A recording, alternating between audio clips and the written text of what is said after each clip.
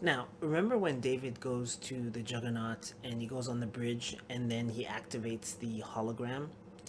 Now, I strongly believe that that hologram, obviously, it's an archive. And it's an archive of the engineers that went to Earth a long, long time ago. The engineer that we see at the beginning, that's the guy that came in and sat in the chair where David was. That is the original engineer that we see at the beginning. And then, of course, in the deleted scenes, you see other engineers, and one of them that bends down talks to the other engineer that's sitting in the chair. That looks like one of the engineers in deleted scenes. Now, the reason why I say that because it's like they're plotting a course to Earth, and then that's eventually where they ended up. Because when you see them come in, it's all casual. It's this is a totally different scene. It's a totally different scene. They come in all casual and everything like that. It's not like they just experienced an outbreak and they're running for their lives. It's like it's a totally different scene.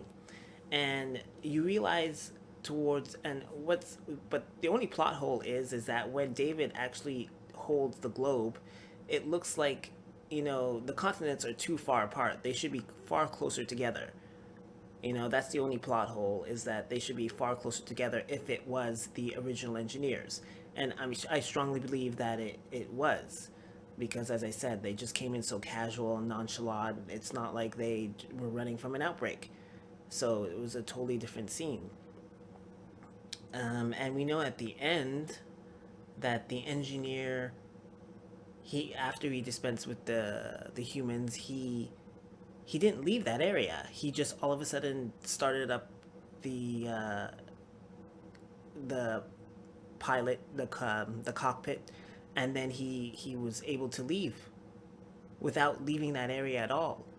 So it's like, well, we know that the engineers that was escaping the outbreak, they went in there to hide.